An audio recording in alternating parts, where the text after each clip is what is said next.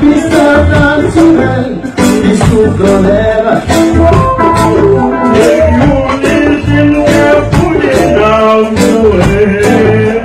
La CEI, là, elle ne peut pas organiser l'élection de 2020. Elle va brûler la Côte d'Ivoire. La CEI, là, va brûler la Côte d'Ivoire. Mais avant tout propos, je voudrais vous remercier et vous dire que je viens de voter, le président de la commission électorale indépendante vient de voter et que c'est une réalité. Alors... En tout cas, quand on va finir tout ça là, il y a deux personnes là que tu dois accepter au moins les règles. C'est le premier avertissement. À ceux qui sont encore dans des ambitions personnelles, qui veulent être président coûte que coûte, quel que soit ce que ça coûte au pays, quel que soit le sang versé, à eux leur dit que 2020 là, c'est déjà calé, c'est bouclé. 2020 est déjà gelé. Il va pas passer après. Peut-être en verser pour octobre, mais voilà le bilan est à l'heure. 2020 est gelé. Je suis venu vous dire, c'est qu'il faut qu'on se mobilise. Je sais que parmi vous, certains quelquefois disent « Ah, mais le leader a dit que Ouattara ne sera plus président. Le leader a dit qu'il n'y aura pas d'élection. Mais s'il y a élection, ça va être la honte pour nous. » Bon, quand moi j'ai dit qu'il n'y a pas d'élection là,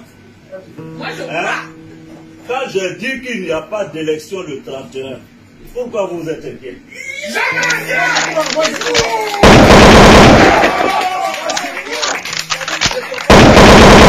C'est moi j'ai dit non?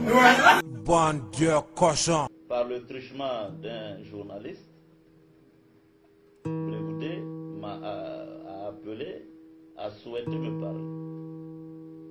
Il m'a dit ses difficultés et je lui ai donné un conseil que je pensais sage. Je lui ai dit, Monsieur Blé, vous savez, j'aurais été à votre place. Au lieu de mener une vie de fugitif, je serais venu dans mon pays pour affronter la justice de mon pays. Et si la Côte d'Ivoire était en paix pendant tout le temps où nous étions dans l'opposition, c'est parce que nous-mêmes, nous n'avons jamais voulu recourir à la violence comme moyen d'accession au pouvoir. Deux clans du FPI assis à la même tribune. Une première depuis l'arrestation de Laurent Gbagbo.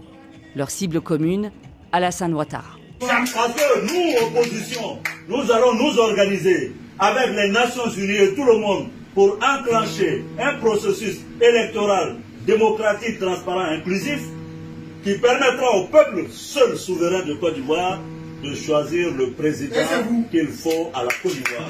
Bon Dieu, cochon. Les gens mentent, je veux dire, donc habitués à cette tactique classique qui consiste à distiller des rumeurs en espérant que mal en bon an, on finisse par réussir à laisser des traces. Il faut savoir ce que tu veux longtemps à l'avance.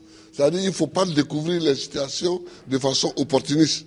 J'arrive à Barcelone, je loge à l'hôtel Palace de Barcelone. Je me couche dans ma chambre. Entre 3h et 4h du matin, une escouade de policiers descend dans ma chambre. Je parle bien d'Espagne. Dans ma chambre.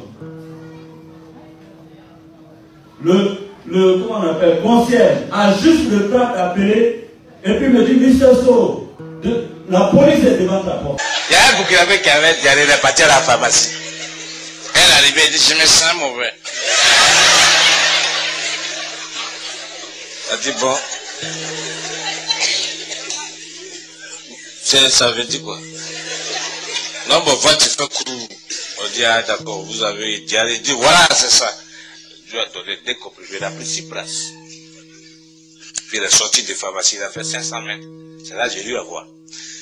J'avais un Wadon à sa main. J'ai dit, ah, voilà, mais pardon, est-ce que tu ne peux pas me montrer pharmacie de garde? Il dit, si je viens là, c'est pas la peine, tu vas promener beaucoup. Je suis très jeune. Donc ils ont discuté. Après ils sont partis. Il y a un parmi eux qui parlait français. Il me dit, mais monsieur Soro, moi je veux vous donner un conseil. Appelez votre ambassadeur pour voir avec Interpol. J'ai dit avant donc mon ambassadeur est informé. Il dit non, je t'ai rien dit, mais essaie de voir Interpol. J'ai fait connaissance à Interpol Lyon. Je les ai appelés. Le siège n'était pas informé. J'ai écrit à l'ambassadeur d'Espagne en Côte d'Ivoire. Bon Dieu cochon. C'est le premier avertissement. Le dernier. On écrit dans la Constitution que le nombre de mandats est limité à 2. Pourquoi veut-on faire un 3e mandat? Il faut qu'on respecte ce qu'on écrit. Parce que Ouattara et Bédié là, mais ils sont en train d'enterrer ils vont enterrer tous les cadres du RDR et du PDCI avant de s'en aller. Après eux, ce sera le déluge. Et les cadres les suivent, mais ils vont les connaître parce qu'ils ne pensent jamais, ils ne pensent pas l'après. Eux, après eux, c'est eux. Et cette constitution qu'ils font, c'est pour eux-mêmes. La constitution là, c'est pour Bédié et Ouattara. Parce qu'ils ont envie d'être candidats en 2020. C'est pourquoi Ouattara veut une nouvelle constitution. Pour pouvoir être candidat en 2020. Parce que c'est une nouvelle constitution. Et c'est pourquoi il a levé la limite d'âge supérieur. Et c'est la contrepartie qu'il a cédé à Bédié. Pour que lui aussi, s'il a envie d'être candidat, il puisse l'être. C'est à marque aussi qu'après des jours et des nuits de négociations, nous avons abandonné l'âge limite de 75 ans.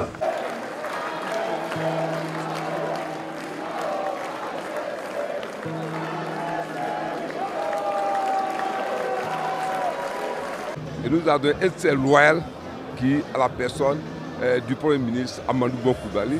Je suis très satisfait pour le choix porté sur la personne d'Amadou Bon Coulibaly parce que nous sommes tous convaincus que c'est un travailleur, c'est un bosseur. Il a démontré par A plus B qu'il peut assumer les grands chantiers entamés par le président de la République. Encore une fois, féliciter le président de la République pour sa décision historique qui fait de lui le premier chef d'État ivoirien à céder volontairement le pouvoir alors qu'il en avait l'occasion de continuer. Nous sommes convaincus que le Premier ministre Amadou Bon est la personne la mieux outillée pour continuer l'œuvre du président Alassane Ouattara. Ça dit que moi là, je ne me bats pas forcément pour que dès qu'Alassane tombe et je suis président, c'est pas ça qui m'intéresse. Je ne suis pas un omnibulé. Je n'ai aucune obsession. Je me bats pour que la Côte d'Ivoire, si c'est le pouvoir que je voulais, Alassane n'aurait jamais été président de la République. On a arrêté Babo, aussi bien Babo, Bédié, c'était sous ma sécurité. J'aurais pu prendre le pouvoir. Guillaume, c'est quelqu'un qu'on a appris à connaître. On connaît ses agissements. La première étape de son opération, c'était d'abord de salir le régime. Ça c'est, je peux dire, ça c'est entre lui et le régime, c'est les droits politiques. Un opposant ne parle pas bien du régime toujours. Donc ça, il n'y a pas de problème. Maintenant, la deuxième étape qui donne froid dans le dos, c'est son schéma de vouloir faire un coup d'État et un coup d'État ensanglanté. Un coup d'État où il va éliminer tous ses opposants, en tout cas qui peuvent lui barrer le chemin pour la présidence ivoirienne. Il va vouloir les éliminer physiquement. Ahmed a essayé, il a fait un tour. Les gens n'ont pas bougé. Je pense que tous ces gens-là, le jour J, ils seront fidèles. Ils vont basculer. Si rien n'est fait pour stopper cette dérive, notre pays risque de revivre les tourments d'un passé pas si lointain. De M. Sorodium. Prendre à son encontre toutes les mesures appropriées. En espagnol, je ne comprends pas bien l'espagnol. Il me dit oui, tu es M. Soro. Je dis oui, je suis M. Soro. Il dit bon, veuillez nous suivre, vous êtes en état d'arrestation. Je dis moi, il dit oui. Je dis pourquoi? Il dit non, Interpol. Je dis mais Interpol c'est qui? Non, Interpol. Je dis non. Je ne vous suis pas. Monsieur Sorodium. Apparaît indéniablement comme le facteur d'instabilité et l'élément déstabilisateur de la Côte d'Ivoire. Quand j'étais à l'université, demandez à Laurent Gbagbo, j'ai fait mon premier mandat à la tête de la FESI. Quand il m'a demandé de faire un second mandat, j'ai dit non. Je suis parti. À l'époque, elle donnait de l'argent pour les étudiants. Il était directeur du CRU, Centre des œuvres universitaires. On appelait ça à l'époque CNU, Centre national des œuvres universitaires. Et que Soro ait détourné ces fonds-là. Il a été l'objet d'un jugement à Yopougon, au Mont Zatro de Yopougon. Et c'est moi qui étais à la tête de ce jugement, où je l'ai accusé d'avoir commis un péculat. Péculat qui signifie vol de deniers publics. Et donc les étudiants l'ont surnommé, ceux qui étaient là dans l'Assemblée générale, le péculat. C'est au sortir de cette Assemblée générale, j'ai été attaqué par son ami Soul to Soul qui a déchiré mon blouson vert.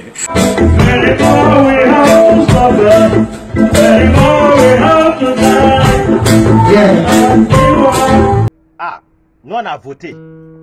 Donc on ne sait pas ces préparations qu'il est en train de faire pour tuer enfin des gens. Nous on a eu nos poulets.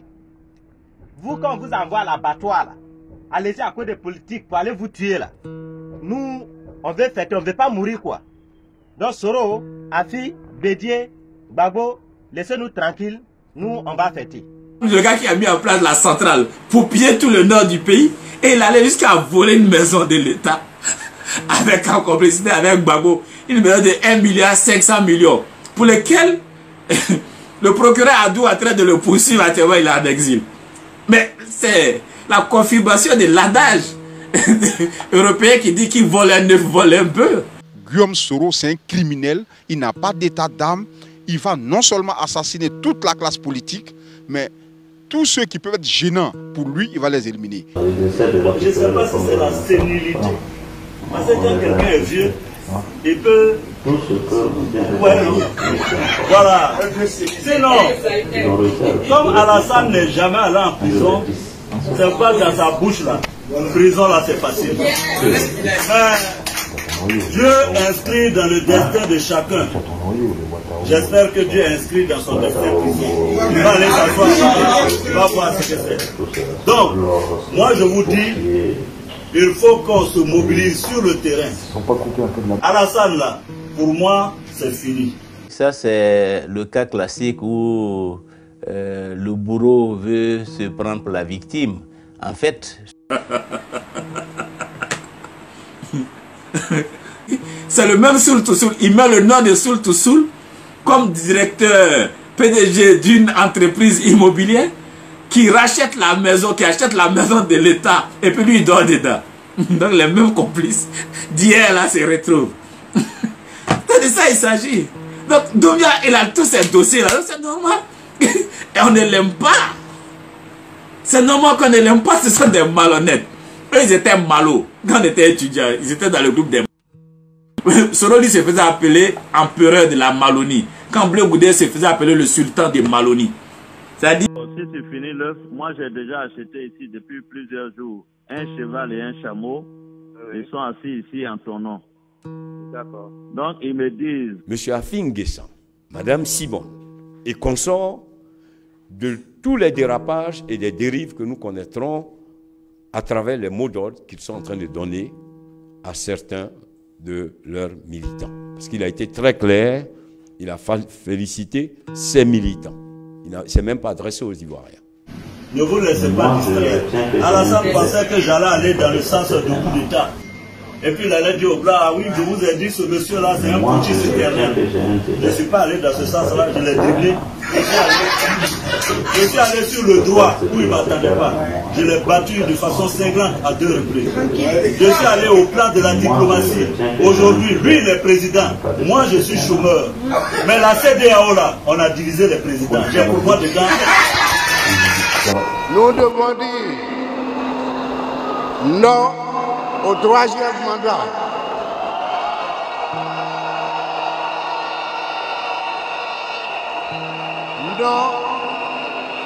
Non au viol de la Constitution. La situation de notre pays, c'est parce que notre pays est en crise que nous observons tout cela. C'est pour cela qu'au-delà de tout cela, le mot d'ordre de désobéissance civile vise à obtenir la transition politique. Pour l'heure, nous avons des irresponsables en face.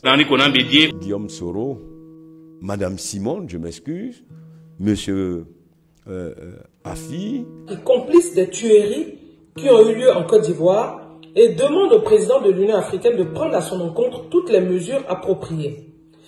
Je vous demande de désobéir aux ordres illégaux et de rallier le Conseil national de transition. Aux forces de défense et de sécurité, vous me connaissez, chers soldats. Des années durant, nous nous sommes battus dans les broussailles comme dans les agglomérations. Notre idéal était d'apporter à la Côte d'Ivoire la démocratie et la liberté. Je voudrais vous dire aujourd'hui que malgré tout, rien n'est perdu. Il y a des gens qui souhaitent le pire à la Côte d'Ivoire. Ils ont envie de voir la Côte d'Ivoire brûler. Ils ont envie de voir la Côte d'Ivoire à feu, à sang. Il faut leur dire que la Côte d'Ivoire sera en paix. Monsieur Alassane Ouattara n'est plus le président de la République de Côte d'Ivoire. Cela est indéniable. Ayant épuisé son deuxième et dernier mandat, il ne peut plus exercer les charges et la fonction de chef de l'État. Il s'agit pour vous, dans l'honneur et la dignité, de mettre un terme au spectre. Ferme-la, ferme-la, ferme-la, ferme-la, hey! Ferme-la, ferme-la, ferme-la, ferme-la, hey! Avec la fin du mandat présidentiel de M. Alassane Ouattara et la non-tenue d'une élection crédible, considérant que le maintien de M. Alassane Ouattara en qualité de chef de l'État est susceptible d'entraîner la guerre civile, les partis et groupements politiques de l'opposition annoncent la création ce jour du Conseil national de transition. Le Conseil national de transition est présidé par M. Henri Konan Bédié, président du PDCI-RDA. C'est-à-dire, ce sont des gens qui se sont imaginés un monde, un monde imaginaire dans lequel tout le monde est malhonnête, où il faut prouver, il faut faire la démonstration qui était le plus malhonnête de ta génération. Et ils vivaient dans ce monde-là. Donc pour eux, c'est des jeux quoi. Il faut prouver que tu es le plus malhonnête, les malots. Mais vous savez qui est le véritable bénéficiaire de cet acte? C'est le président Bédié. Je vous l'ai dit une fois, que le président Bédié, il a tout eu cadeau. Même pour être député, il n'y avait pas d'adversaire. Président de l'Assemblée nationale, il n'y avait pas d'adversaire. Article 11, pour lui permettre d'être président après la mort d'Oufoué, il n'avait pas d'adversaire. En 1995, il devait avoir des adversaires, il a tout fait pour les éliminer et il est parti avec Vaudier. Où voulez en venir, monsieur? Non, pour dire que, à un moment donné, il voulait que le RHDP le choisisse comme unique candidat. Il n'a pas voulu, même Kakabe, qui voulait être candidat au PDCI, on s'est arrangé pour l'éjecter. Bon, nous sommes très très déçus de cette réaction. Nous sommes dans un pays démocratique, chacun s'exprime. Et c'est curieux que c'est le jour où on a lancé le Conseil national de transition que le soir, il y a des tirs chez le président Bédié. Moi, j'y étais, j'ai vécu, c'était vers 22h. Et les tirs, c'était réel. Les assaillants étaient à bord de véhicules, des forces régulières. Il y avait un véhicule de CRS et du GMI. Ça ne change pas notre détermination, bien au contraire. Cela montre que nous sommes sur la bonne voie et les Ivoiriens vont apprécier où se trouve la vérité. Notre pays, la Côte d'Ivoire, vient de vivre la pire consultation électorale jamais organisée sur son sol. Les Ivoiriens, dans leur immense majorité, n'ont pas adhéré au projet électoral inconstitutionnel de M. Ouattara. Les populations mobilisées partout sur le territoire national ont vaillamment empêché le déroulement du scrutin ou se sont abstenus d'y prendre part. Mais arrêtons. Le général Mangou, Philippe, avec qui nous avons échangé des mots vifs pendant la crise, qui ne s'en souvient pas. Mais le général Mangou Philippe, on en a fait un ambassadeur. Donc, Quand même, mettons un peu de bonne foi là-dedans. Vous avez suivi en même temps que nous. En matière pénale, celui qui appelle à la commission d'infraction à la loi pénale, et ces infractions, je vous les ai énumérées, elles vont des plus simples aux plus graves. J'ai également parlé d'actes de terrorisme. Ce n'est pas moi qui le dis, c'est la loi de 2015. Et la loi est éloquente lorsque, dans le cadre d'un pays, parce que les terroristes ne sont pas seulement ceux qui viennent de l'extérieur ou ceux qui ont proclamé tels être des terroristes, non. Ou qui appartiennent à un groupe de terroristes, non. C'est lorsque les actes sont perpétrés dans certains cadres bien précis. L'article 3 de la loi de 2015 sur la lutte contre le terrorisme indique bien. Et également, vous le savez, il y a eu plusieurs pertes en vie humaine, non pas de plusieurs dizaines. Dans tous les cas, les enquêtes qui sont ouvertes pourront permettre de situer exactement. Donc, celui qui lance un appel et qui, par conséquence de cet appel, il y a mort d'hommes, il y a des assassinats, il y a des personnes qui ont été brûlées vives dans leurs concessions, et la destruction des biens publics et privés, celui-là, il est également responsable de toutes les conséquences au terme de la loi des actes dont il a appelé à la commission.